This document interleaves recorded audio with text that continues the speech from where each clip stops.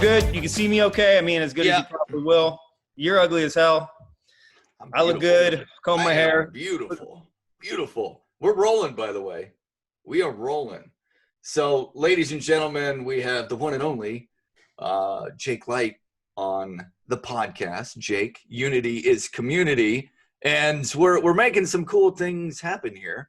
You know why? For one, I don't think we spoke last before a conversation, last week, like a year ago. So it's nice to get you on the phone, the video, whatever you want to call this thing. So real quickly, Jake is a real estate guru. The Flip Secret is his business. He's a mentor. He knows a lot of cool stuff about the real estate industry. And we wanted to provide a little value to all of you guys. I'm going to be educated today as well. So Jake, welcome. Well, thank you. Thank you, Mr. Matt Sulli. Yes, everyone, my name is Jake Leicht. I'm also known as your favorite investor, also known as your mother's favorite investor. And Matt, it's just wonderful to see your ugly mug again. It's been a minute. Whoa, hold on. Not you personally, just collectively everyone's mother's favorite investor. Yeah, your mother's favorite investor. Okay. I'm down with that. That sounds good to me. So yeah. Let's talk a little bit about, I'm going to go back to, how we met at a company called Knowledge United. You're a young kid fresh out of college. I'm coming out and doing some different things. We met there. You know, what was your experience like there being a salesman that led you becoming an entrepreneur? Well, great question. I don't know if you knew this, but Knowledge United was my first job ever. Did you know that? Now that you bring it up, yeah, I do. Yeah. So yes. My experience there was great. I mean, I learned how to work for money. Almost like I learned how to provide value for a paycheck. Fresh out of college, I played sports my whole life, as you know. Some of the tougher sports, swimming, water polo, underwater basket weaving. Yeah, you have to not sink, right? Yeah. Actually, water polo is pretty tough, but I rode the bench in college. Nevertheless, honestly, I think swimming and the water sports, I don't care if it's like rhythmic gymnastics. Like, that's not easy. It's not easy. Like, it's very difficult. And if you don't think it's difficult, go swim like 10 laps. See how you feel. You'll probably only be able to get done with like 5. You're like, oh, that's a great workout. And that'll only be like 6 minutes. And you still need to do like another half hour, 45 hours. So anyone who's played a water sport, I commend them on their ability not only to be an athlete, but to be someone that could not drown. Yeah, there you go, right? That's also an added bonus. Although swimming, just going on, we're already going off the course here with our conversation as usual. It's like we're picking up, right where we left off 2 years ago. But swimming I was good at it. I beat Michael Phelps when I was real young.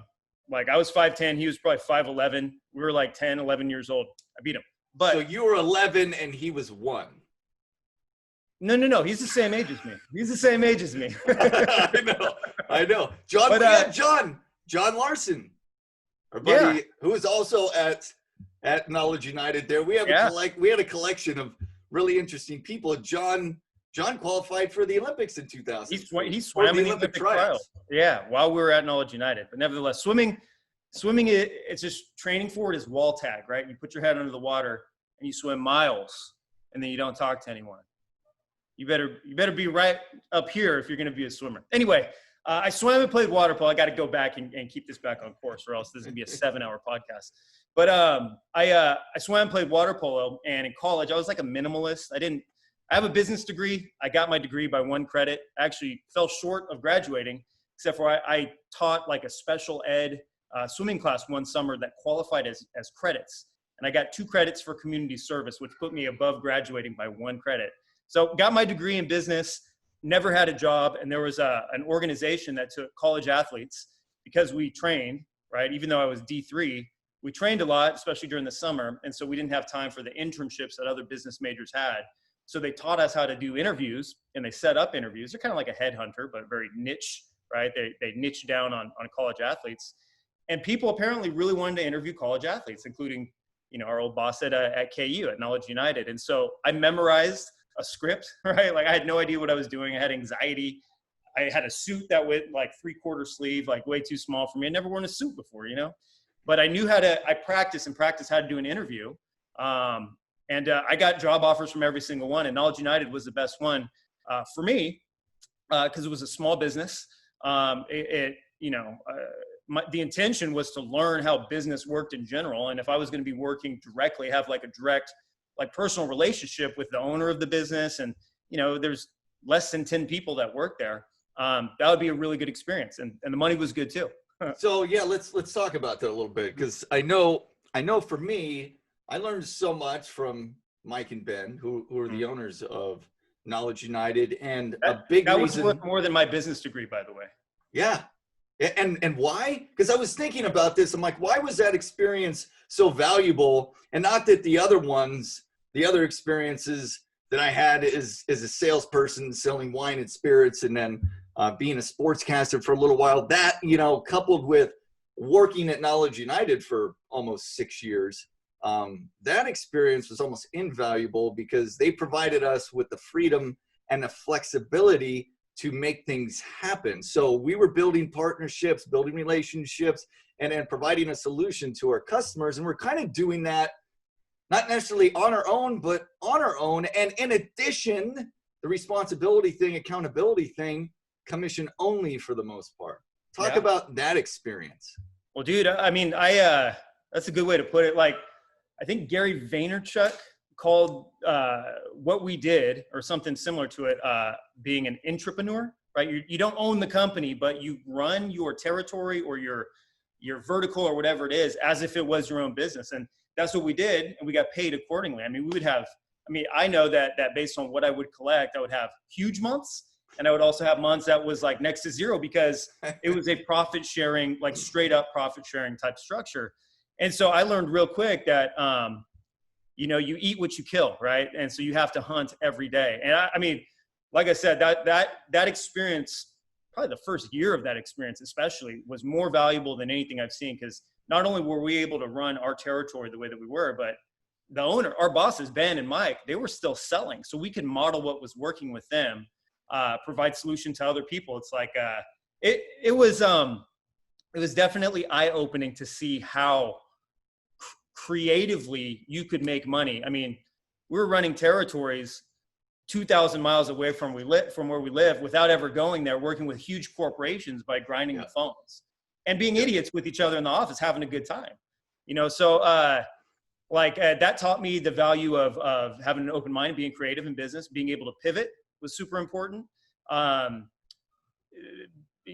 whole, the strategy of you got to go hunt and you eat what you kill, like that. I mean, that's capitalism at its finest. So just having that whole experience, I learned that you get in business, at least in entrepreneurship, and this would apply to, real estate agents, people that are, independent contractors and stuff like that. Like your results are going to be a direct, Jake, correlation to the aggressiveness that you. Jake, I want to jump in real quick, and we're not getting into politics. We're going to stay away from that. But just, you mentioned capitalism and being a capitalist.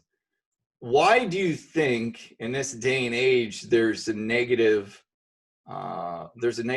connotation? Now there's pros and cons. A completely free market with no regulations, that's kind of scary, right? We need, you need a safety net in certain areas. But why do you think just the term capitalism has taken a bad rap in recent years? Well, there's whatever. Let me just leave it that way. Well, I'll walk the tightrope here. When you said that, I'm just going to respond on the spot here. When you said that, it made me cringe a little bit, right? Because there is a negative connotation to a lot of people, but there's also a ton of people that have a super positive, when I think of capitalism, I think of freedom, right? Other people think of capitalism, they'll say greed or something like that. Now, I think it's probably a direct correlation of, how much news you watch, right? I feel, and I'm 35. I know you're 50, 51 now. You're getting up there. Hey man, if you're a stand-up comedian, you'd be funny. Stick to the real estate. I'm 41, by the way. I look 31, but you're welcome. Yeah. Thanks, man. Thank you. I think that. So I'm a millennial. I'm also Gen X. There's 2-year gap. I was born in '84, where we're both. I think that, and, you know, I do a lot of coaching as well. And I think the younger that we are, right, the thinner skin we have. So I would say that a lot of times the more negative connotation with capitalism is with younger folks. And I think it's because a lot of times, like, especially in today's culture and society, and it's not everywhere. I'm not like saying this is true for all of us, but a lot of places we're taught, you know, the whole cliche of getting the participation trophy, right? Like, you know, even if you try, even if you don't do a great job, even if you don't get the results, you still win. And I think a lot of times that gives us an out of being able to, you know, if you don't get the results you want, there's an excuse, there's something to blame, there's someone to blame. And so I think that with capitalism, a lot of times, you know, there's going to be people that win, there's going to be people that lose. I think that true capitalists and any business owner that really makes it, they've gone through so many failures, and they've learned from the failures rather than, you know, going into the fetal position. And by doing that, they strengthen their ability to adapt and react to those types of situations. But the younger that people are, the more tempted they are. If they lose, they're like, oh, well, that's not fair. I should get rewarded just by trying. And it's just not how it works. So I think that there's, you know, it's a lot of times the younger someone is, they haven't experienced life and the reality of life. It's not fair, right? And it's on us as humans or Americans to adapt to a lot of those punches that we get to the face, especially when it comes to being enterprising MFs like us, you know? So we grew up and there wasn't the participation trophy. You got a trophy if you won. Maybe there was something for second or third, right? And then you were always outside competing with your friends, and I was doing the same thing. And you know, you win and you lose some. That's kind of the deal, as is life. Now, getting back to Knowledge United here, just being on commission only as a salesperson at such a young age, what did that teach you as a man and then as a business person? And then how did that help you understand that you could go do something on your own and succeed? Well, 100% commission is the best lesson you can have in accountability. And and this is something that scared the crap out of me when we first shifted over from salary plus commission to just commission. I was like, oh my God, like, what do you mean? Like, there's no net. But I was forced to take 100% accountability. If I didn't get paid, I can't blame anyone. We had a very lucrative commission structure, compensation structure, where if we did well, we got paid accordingly, right? And that's great. But it freaked me out because, well, if we don't do well, then I don't get paid anything, and there's nothing I can do. Like, there's nowhere I can point, right? And that's the first time you get thrown into something like that, and that's what business is, right? If you don't do well, you have to adjust or do something differently. You can't say, oh, it's this external factor. So I learned real quick, and it's like I said, it scared me that I was responsible for whatever it was that I did. I had everything in front of me, and there's other people in that office, with everybody that was there, including you, where if I looked over at you or if I listened down the hallway to you and you're making sales and I'm not making sales that day, that's an example of there's no one to blame. And so translating that over to business, like entrepreneurship, it's a matter of, are you willing to put the work in? And it's not always like the person willing to work the hardest. Sometimes it's the person working the smartest, right? Locking things in, being creative, doing something a little bit different, doing that one thing exceptionally well where everybody else is doing it just good. And so being on that 100% commission structure, although it's scary as heck. Can I use profanity on here? This family base? It's scary as heck. Yes. Sorry, Siri's responding to me here. Although it's super scary, it's also there's a lot of freedom that comes with that, right? Because you're responsible for all your losses, but you're also responsible for everything that you can do and earn and be, and the influence you can have in the future as well, right? So there's two sides of the coin.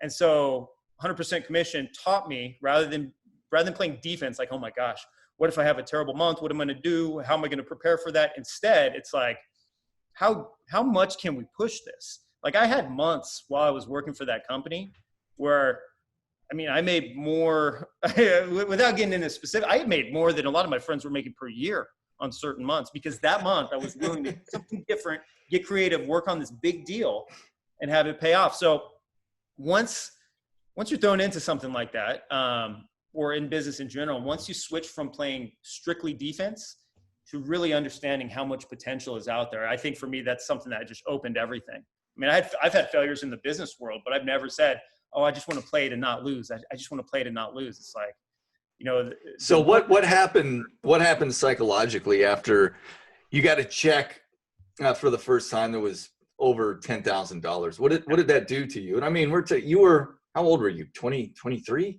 When I started at KU, I was 21. Oh, well, yeah. The first time I got like a $20,000 check on a month, I was 23, and so what did that do? Well, I remember I would just, I would sit and look at the bank account and be like, oh my gosh, what can I do? We're going to Vegas. Woo! The first time I did it, and this is the same as the first time I made good money in real estate too. I did it, and as new money, and I'm, this is my humility here that's going to come through. I looked at it, I was like, I made it. And it would always follow up with terrible months. Oh, of course. I mean, at first, until I figured out like, hey, this is kind of a pattern. Maybe if I just stop, hanging it up. Screwing around for the first couple of weeks after you get to, oh man, I gotta get back on the phone.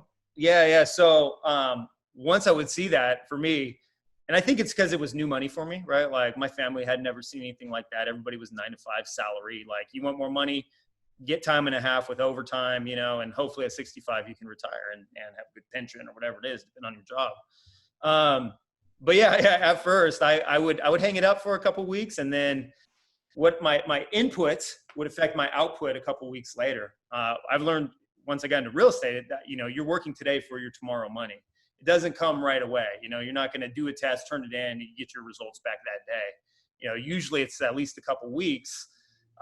You got to plant that seed and water it. And so once I started getting checks like that, it happened a few times. I would have really, really bad months right after.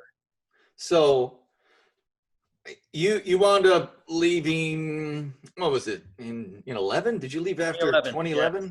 The day after. Was it the start of, and it was the start of 2011? So was that February? February 2011, yep. Okay. When did I leave? 14? Okay. I remember having a lot of conversations with you at that time because something switched and you read a book. Talk about that book and why it was so important. Yeah. Well, it's funny. I mean, it was a catalyst for me, but it also, I'll tell the story. So you and I would talk quite a bit. Like we'd have dinner and stuff together, and I'd hang with your family and so forth. And The Secret was the movie that I watched, right? And for those of you that don't know, The Secret is all about manifesting your destiny, right? You think good thoughts, you put them out to the universe, and then in exchange, results will just come your way. The more intense your thoughts of happiness and putting yourself in these like mind movies is what they call it. You see yourself with money, driving that nice car, being in that situation, the more quickly you would attract that into your life. I started doing that.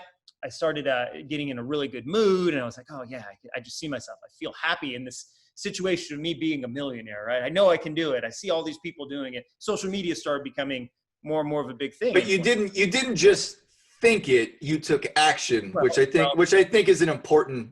Well, yeah. So I mean, right around that same time, the company got bought out, and I was offered a different compensation structure. And I think even if it was the same one, I was just so motivated, and that was just my opportunity to say, hey, you know what? There's a fork in the road here. I'm going to go left when the company's going right.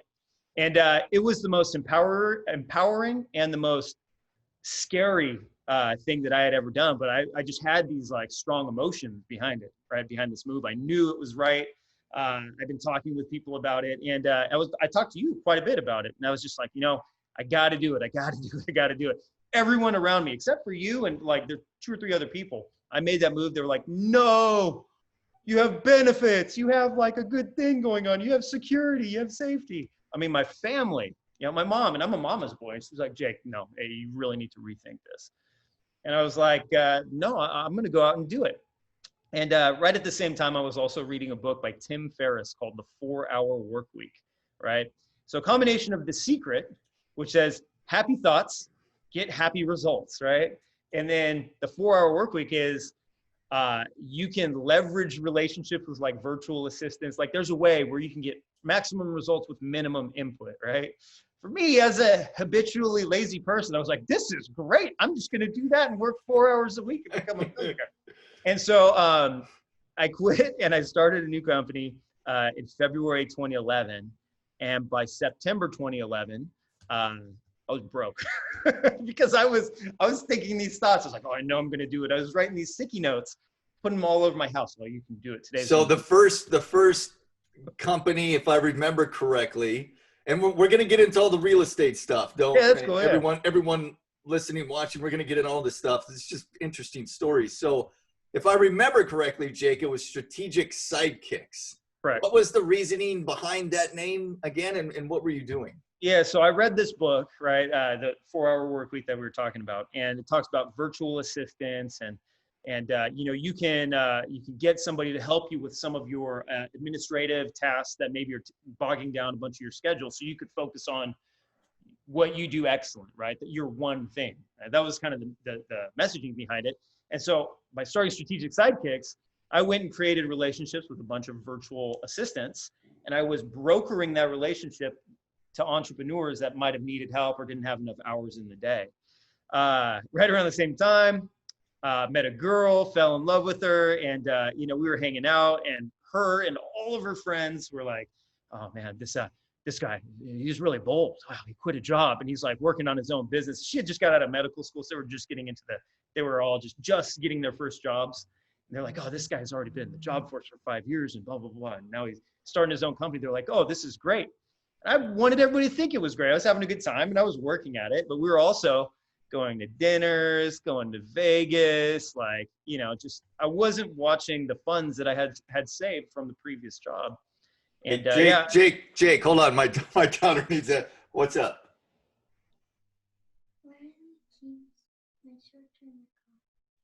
I don't know. You got to look for him. Is that Sienna or Liana? Liana. We got. I don't know. Whatever. Sports are getting back. Let's just say that. Anyway, Jake, sorry to cut you off. Real everyday life, which you got your kids there. Are we running? Are we still running? Was this recording the whole time? Of course. Yeah. So back in that day, all of her friends I lived in Temecula. I had a little house, right? My little 1,000 square foot house, and we was close to the wineries. So all of her friends would come over and they'd see my home office and all my sticky notes around my house. And they're like, oh my gosh, this is so motivating.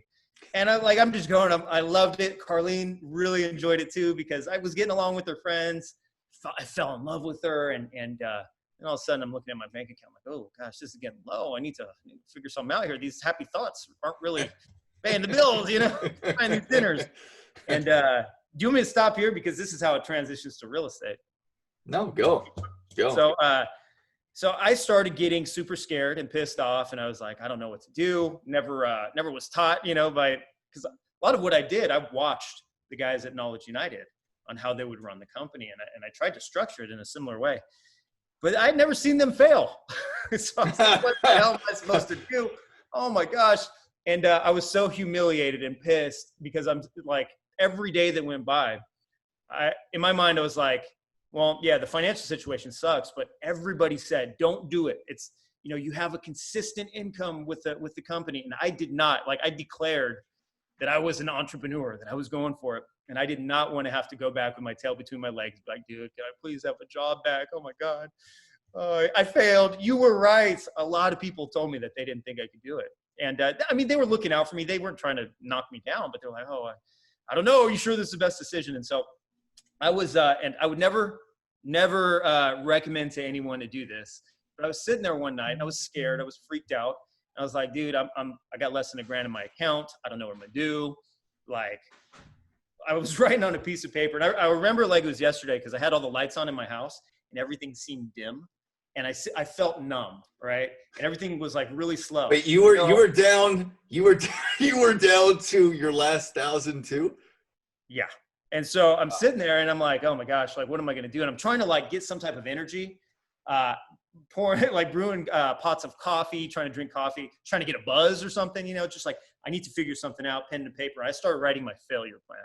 I would never recommend this. This is opposite of what The Secret says, but I was like, okay, I'm not gonna be able to pay my car payment.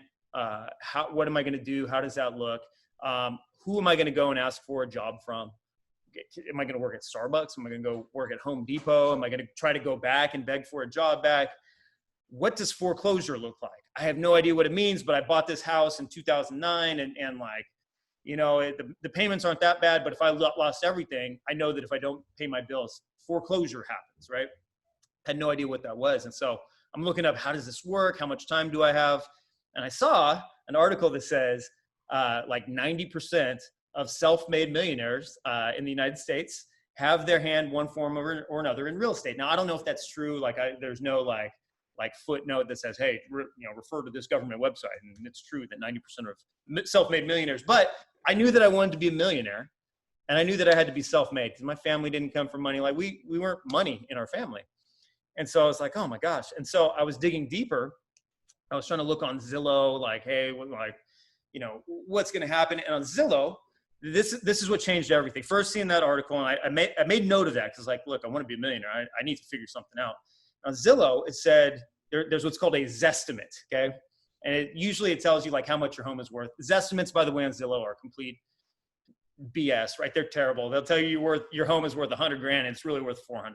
But they have what's called a rental Zestimate, and it'll show you based on historical data or like local current data, I guess, what your house can rent out for, what the market rent is for your size and square footage of home.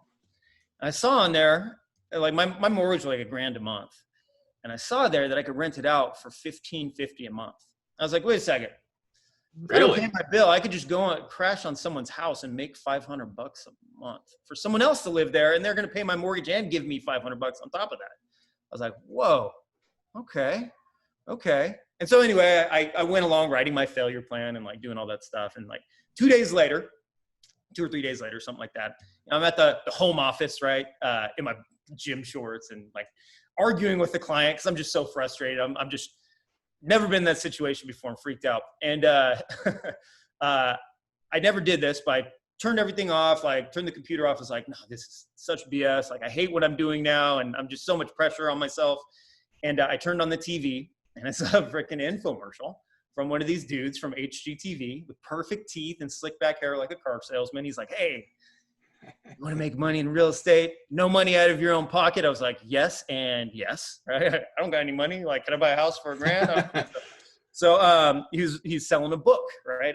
A free book plus, $7 shipping. So ordered the book on how to flip houses with other people's money. And it was good. And it was like a classic upsell, like telling a good story, give me a little bit of information. I was like, dude, this is great. And like clockwork, like the next week, sales dude calls me. I remember this like it was yesterday also. The guy's name was Dallas, and he lived in Utah. It's like I would never play cards with that dude. I got a buddy named Dallas, and he lives in Amarillo, but he's originally from Phoenix. Yeah, there you go, right? Confusing. I was one of my best friends from college. But yeah, go ahead. Sorry. So anyway, Dallas was telling me, oh, you know what? Like you live in Temecula. Matter of fact, and did you like the book? I was like, oh, yeah, it's great, Dallas. Like, this is a great book. Yeah, oh my gosh. He's like, well, we're having a seminar. It's a 3-day seminar in Pomona at the Fairplex. Like an hour. It looks like an hour from where you're living. We're going to be there in 2 weeks, and this is coming up, and we're at capacity. But I saw you just got the book, and we'd love to have you there, and we're going to teach you this and show you houses on how it would work and the stuff that you're learning in the book. I was like, dude, Dallas, sign me up. I need this, Dallas. Come on. And he's like, okay, great, blah, blah, blah. We're going to get you set up. You're going to love it, right? And I'm just like emotionally sold. I was like, all right, so what, do I just show up? He's like, well, it's going to be $15,500. Like, oh, Dallas, come on. What do I do now? Yeah, and so I tried to get off the phone. I didn't want him to know I was broke. I didn't want anyone to know I was broke. I was embarrassed. It was humiliating for me. It felt weird all the time. It wasn't comfortable. Obviously it's not comfortable, but I somehow got him off the phone. I think he kind of knew that that was too much for me. But the way that I got him off the phone was like, listen, Dallas, I'd like to think it over, and can you send me some references, right? I'd like to call some references. And Dallas was really smart. I was 24, 25 years old at the time. He sent me references of guys that were similar age to me, right? Like mid to late 20s that lived in Southern California that were doing a really good job with it. He gave me their numbers. I wasn't going to call him, and I just humored myself, and I called one to see if it was a number. The dude answered and talked to me for half hour about what he was doing. And I looked him up. I think at the time LinkedIn was real big. So I looked him up on LinkedIn. I was like, oh my gosh, like these guys are the real deal. Found him on Facebook, the Facebook at the time or whatever it's called. And, you know, I called both these guys and it was great. And so remember I called Carlene and, you know, she knew what was going on. She was cool about it. She was like, listen, Jake, we need to talk here. I was like, oh no. Here we go. She's like, is this it?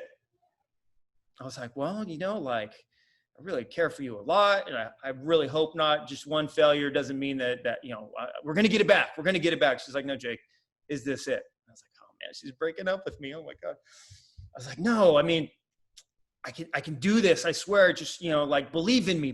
She's like, no, Jake, we're fine. Is this real estate thing it? All right. And I was like, oh my gosh, like embarrassed. Cause I just had a failure. I didn't know what to say. It was so uncomfortable. I was like, yeah, you know what? I think so. I really like it. She's like, Jake, you're not someone that's like in moderation on things. Like, I know this about you by now. Is this it? Just be honest. Like, I don't like, so I was like, yeah, I think it's it. She's like, I'll call you back. Hung up the phone. I felt like it was a full day. Realistically, it was like a half hour. She called me. She had been banking with a credit union since she was in high school. And she had good credit. And she extended the limit on her credit cards to 10 grand. And she knew someone at the credit union. They opened a couple credit cards for me to get the other $5,500. And so like that, I was in. And I had no plan B. I didn't know what the hell I was going to do. And I went to that seminar. And that changed my life. Brother. I've never told you this story in depth because we were hanging out as I was going through that failure. And it was embarrassing, man. It was very embarrassing. And nobody knew about it. You know, the humility inside was just like, it ate me up every day.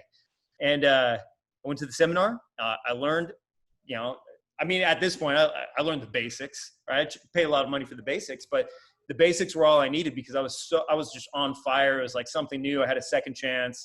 Like I knew I had to actually put in the work. And then at the seminar, I saw other people that were just doing it big. And I just believed in myself. And I made a lot of mistakes out the gate. And I don't think anyone's ever worked harder than I did. I made 273 offers over the course of like a month and a half. And I finally got my first offer accepted. And it was a house in Hemet. I found 100% other people's money off a dude from Facebook.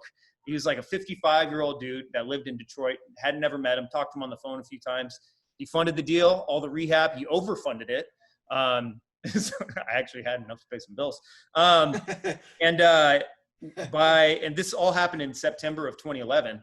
And in January of 2012, I had resold that property, paid everybody back, including my girlfriend. And I made 38 grand and some change off of that first flip. And I was like, oh, okay. This is a good deal. Yeah. So I fired all my clients with strategic sidekicks and I went all in on real estate. And since then, since I guess early 2012, when I sold that first one, I've flipped over 800 houses. I've done a lot of different things, a lot, you know, that had some ups and downs. Jake, I'm gonna point this out for everyone too. So Jake does really well on Instagram, and I want to talk a little bit about this, but just to put it into perspective, there's a lot of people on there that have a tremendous amount of followers. And Jake, I don't even know how many followers you have now, but either way, I see a random picture, you know, you do the before after, and you'll be getting likes sometimes in the thousands, right? And whereas you have these other folks, maybe, you know, it's like an Instagram model, and sometimes they don't even have that many.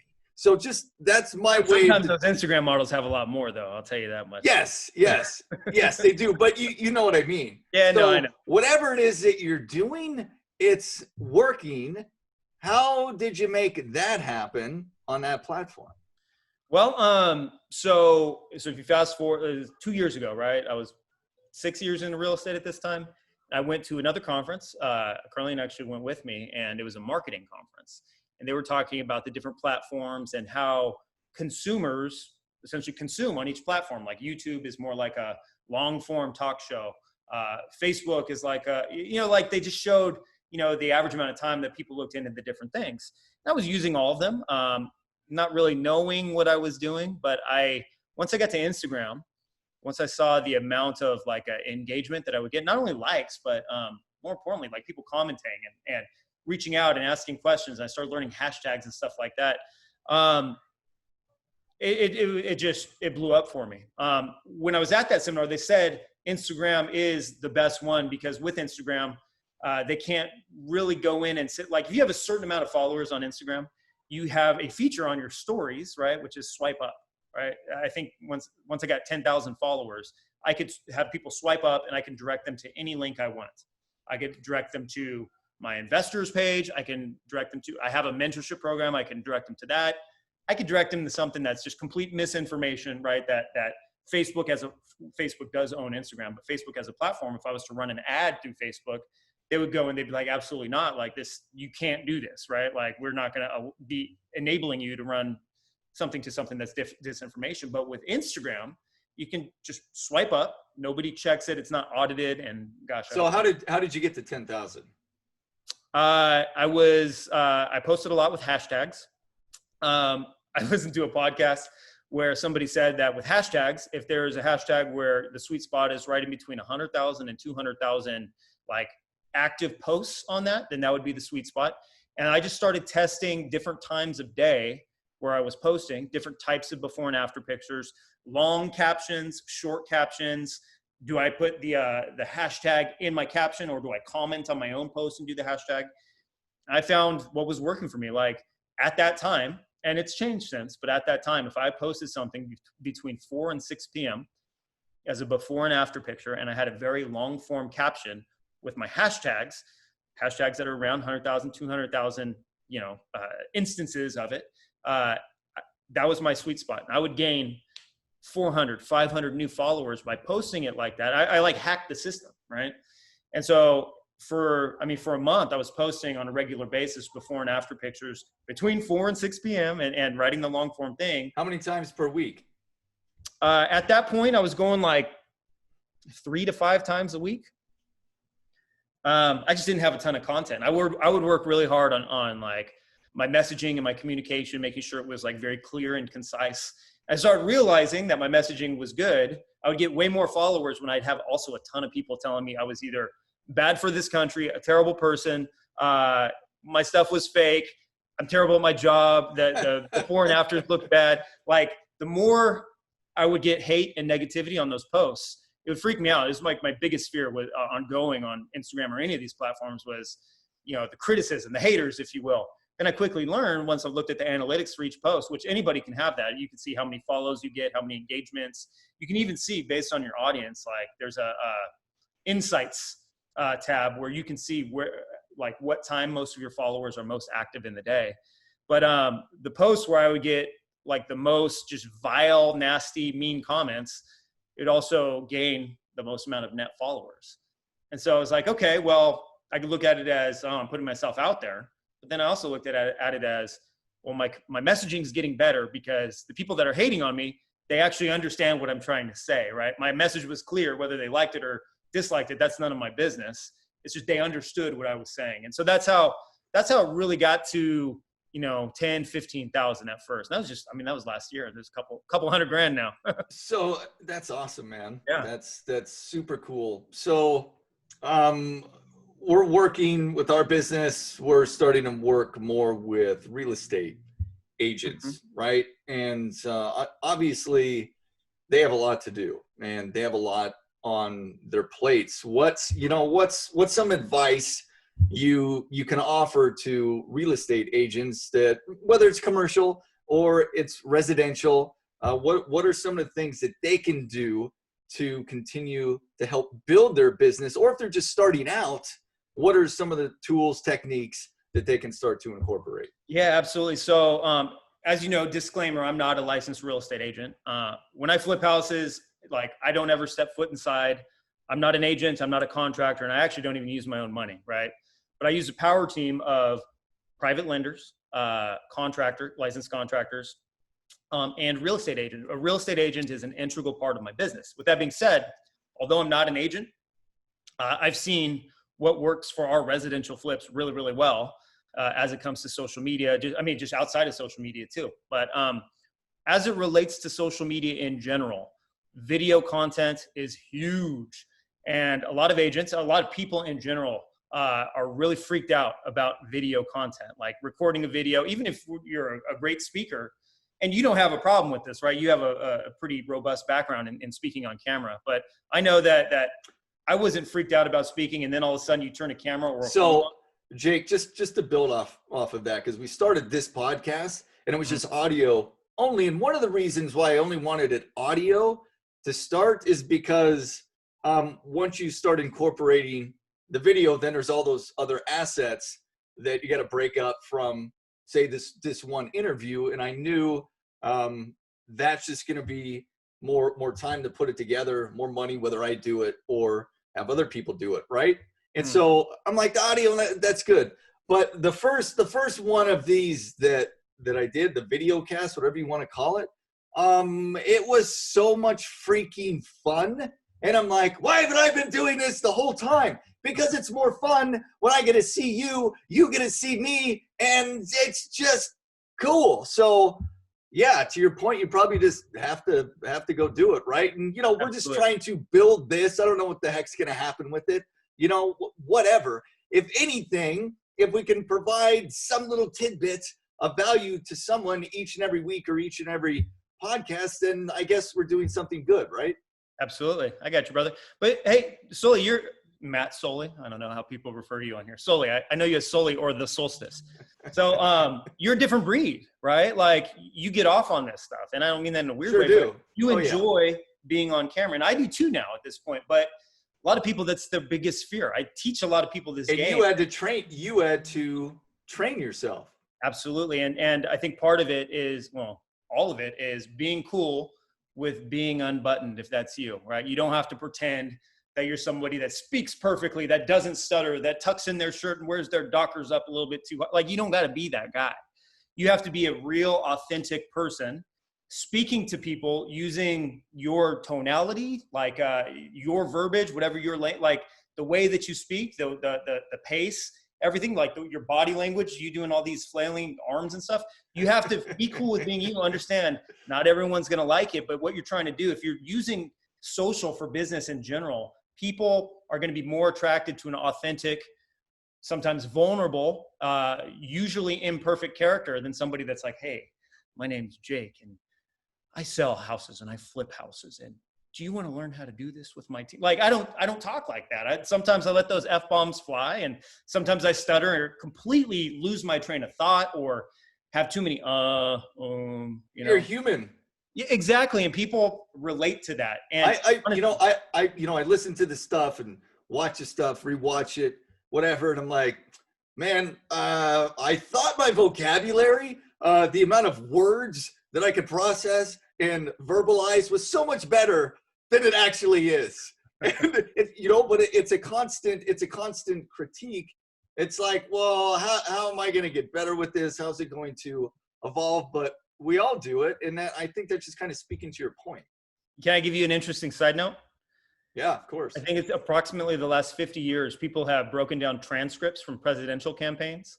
Every single time the president that wins has a lower reading level as far as their speeches that they give than their opposition. They've won every single time with the lower reading level of vocabulary that they use. And I think going back to the clear and concise captions that I was talking about with Instagram, I mean, I make it a point to be as simple, KISS, right? Keep it simple, stupid.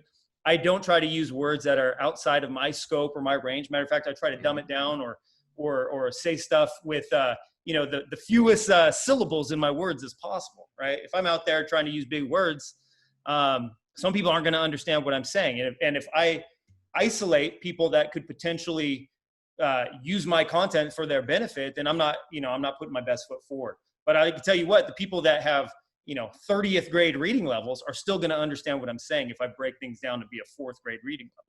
So, we have a product branding organization as it pertains to online branding, social media. Yeah, kind of not my gig. Learning about that, right?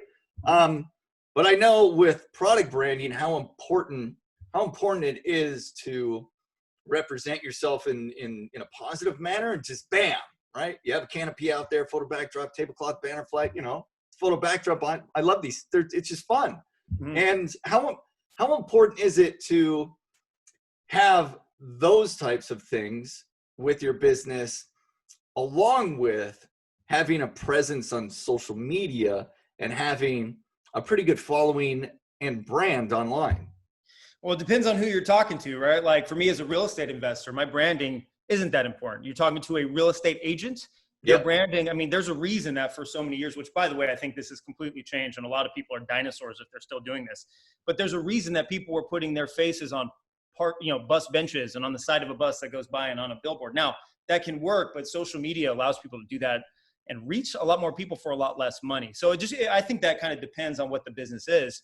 But consistency is the most important thing. And if you have a brand, right, you've got your backdrop there. If people see that over and over and over, they start associating not only what it says and the icon and the logo or whatever, they also start associating the colors with certain, with certain feelings like power. I don't know if power is a feeling or, environmentally friendly. There's different things that portray different emotions, and usually when people buy, it's based on emotion, at least at first, and then it goes. Well, when people buy, at first they want emotion, and then it's logic, and then it's scarcity or fear. That's the life cycle of a sale. But you want to incite a positive emotion first and foremost, and I think that with branding, depending on your business, if you're out there, marketing to the world like a real estate agent would, trying to get new customers, I think it's of the utmost importance. But I think that so I look at, people ask me all the time about my Instagram and like what's a macro strategy behind it. Because micro strategies, I can go off and talk to you for 8 hours about what I do with Instagram or what I toy with or the little things that I'm messing around with right now. And it changes all the time. But from a micro level, I treat my social media as if it was virtual real estate. And that's an asset that can appreciate.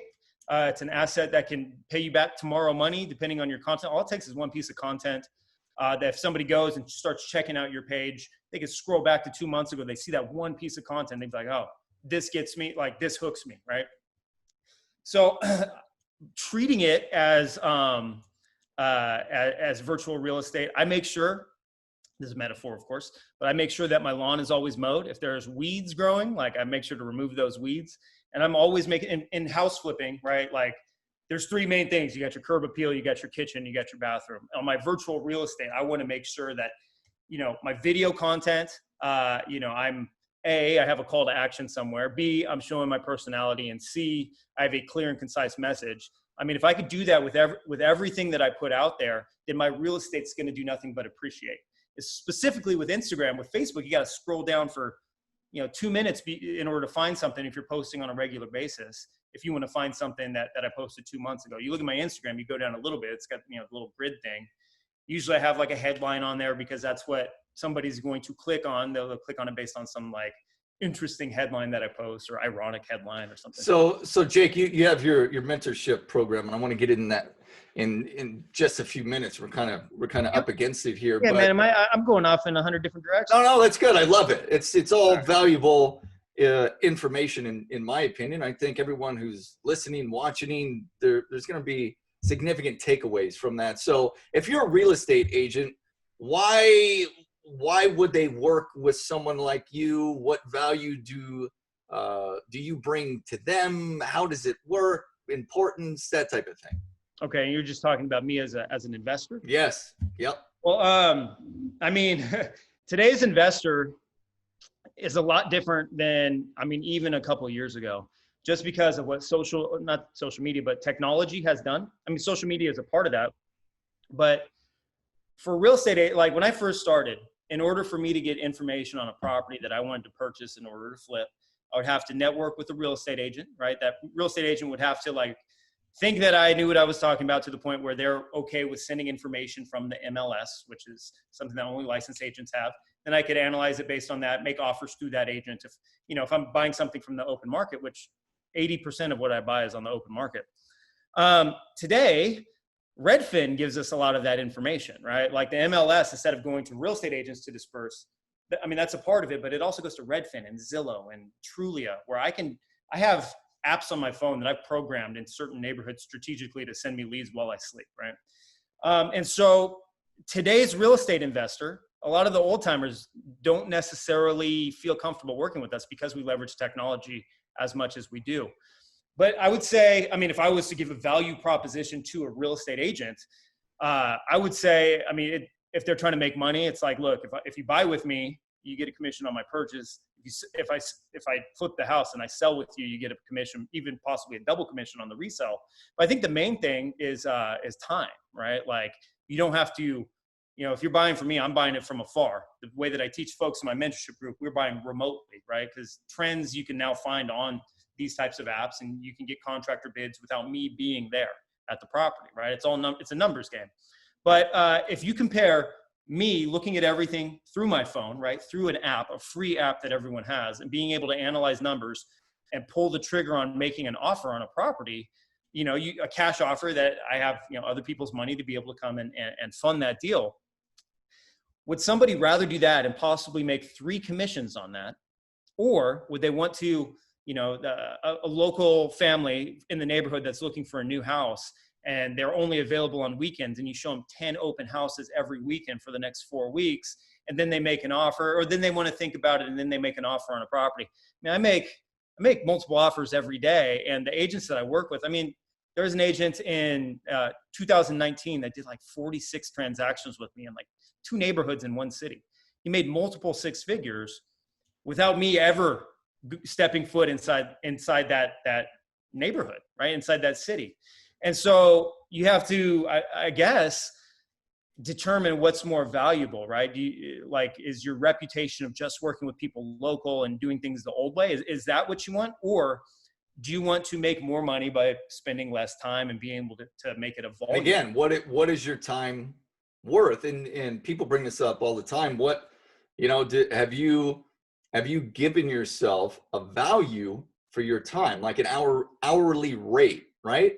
And so once you do that, you're like, well, some of this other stuff, you're like, I don't know if that's beneficial for my time. And everybody's different, and everyone's good at various things. So I just think you bring up a really good point there.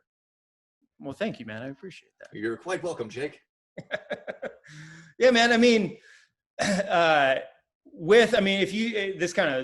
is a great way to circle back into when I first quit the 9-to-5 and went into entrepreneurship, like that 4-hour work week. There's so many folks out there that can help us with the mundane, repetitive, administrative tasks. Virtual assistants, you can hire someone clear across the country or clear across the world, for a very minimum hourly rate, and only hire them for project specific, like a couple hours here, a couple hours there. You can do that. So realistically, if you do, like you said, if you put a value on your time, if you're like, look, my time is worth, for example, $100 an hour, $500 an hour, $1,000 an hour. And these tasks that I'm doing that just filled up 4 hours of my day can be done, even if I hired a virtual assistant, one of the more expensive ones, for $20 an hour. Realistically, like we can put numbers behind that theory now. There's so many people, and the internet's connected us, right? The same way that real estate and social media have all changed, right? The whole ability to have a power team, people doing specific things, very specialized tasks, like there's a number on that now. So you begin with the end in mind. You ask yourself, what is my time worth, right? Because if you're paying somebody $20 an hour and your time is worth $250 an hour, well, yeah, you have to pay that. Somebody works 3 hours, you got to pay him $60, but now you have 3 hours that are open where you have the ability to create more, doing things on your pay grade, I do. Hey, the flip. Sorry, dude. My oldest just walked. They did a teacher drive by. You know what I mean? Yeah. They did a teacher drive by. Saying thank you for all the hard work that they did. And, yeah, it's a pretty cool deal. Just celebrating what this one specific instructor teacher was able to do for them in the given half school year, I guess it was. But the flip secret, Jake, your mentorship program, what is it? Why should people be interested? And if people are just thinking about, hey, this flipping thing, other people's money, like that sounds pretty awesome. Yeah. So, obviously real estate changed my life. I mean, I'm very upfront about that. I had some ups and downs. I mean, there was some, stuff up here in the old noggin mentally that I had to get through in order to really understand like where my time was valuable, like what the value I brought to the table and so forth. But it changed my life. And so with the whole time is money thing, I make good money flipping houses. But that buys back my time. I can be a dad. I can do all this kind of fun stuff.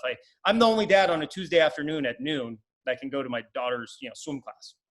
And that's cool because I didn't have that when I was younger. So with my money, I buy back my time. Now, I get to do that, but I've learned that I really enjoy teaching. I've been able to speak from stage, and that was cool. But now that I have 3 kids, which is crazy, I wanted to continue teaching, and I also wanted to continue being close to home without flying around the country. And so I started a mentorship group. It's all virtual. It's all online. There's pre-recorded content, but it teaches people. And there's also one-on-one access where we do Zoom and stuff like that. But I call it my flip family. There's a couple hundred people in there now. And I teach people, I give them the whole, I open up the hood of the car and give them the entire engine and a manual on how to drive that and help them drive that as they do it. And so it teaches people how to flip houses in today's market using other people's money, 100% other people's money, if you want, depending on how much money you want to put into a deal or how much money you have to put into a deal, or that you have the ability to put in the deal. We have the ability to help with that, right? Like I teach people how to do it. We get real results. But I would not say it's for everybody. I mean, I don't do the work for people. I want people to be good. I want people to be great. And because of that, I want people to go out and get outside of their comfort zone. So I know you said, like, why is this a good fit or a good program for people? It's not for everybody. But if people are interested in learning this game, how to do it part-time from any market, you do it from Southern California all the way across the country in Florida and everywhere in between. That's what we teach. That's what we do. We have pretty good results, and it is my passion. I enjoy doing that. It's my life's work, at least up to this point. So if people are interested, the website is theflipsecrets.com/mentor. Depending on when you're listening to it, sometimes we're actively accepting new applications. Sometimes we have it on wait list. Either way, put your info in. We can get on a call with me or someone on my team, free call, kind of go over what we're all about, see if you're a good fit, see if we're a good fit. And if it is, put you on the team. And just by the way, great follow on Instagram, Jake. What and all the before and after pictures, you post, you post pretty much all of them, right? Yeah, I post a lot of them. So how do they follow you there?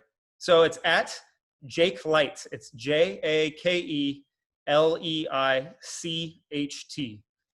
You go over there, you check me out, and I post before and afters. Remember to read the captions because I do a lot of teaching in the captions as well. I really enjoy it, and then I show a lot of behind the scenes, the good, the bad, the ugly, on my stories. Like, there's a lot of people that just follow that page and they make pretty good money doing stuff in real estate themselves. So I enjoy doing it, man. It's fun, and you'll see. There's a lot of people giving me a hard time on some of those posts too. And you'll also see, depending on my mood, sometimes I'll snap back at them, which is also fun for me.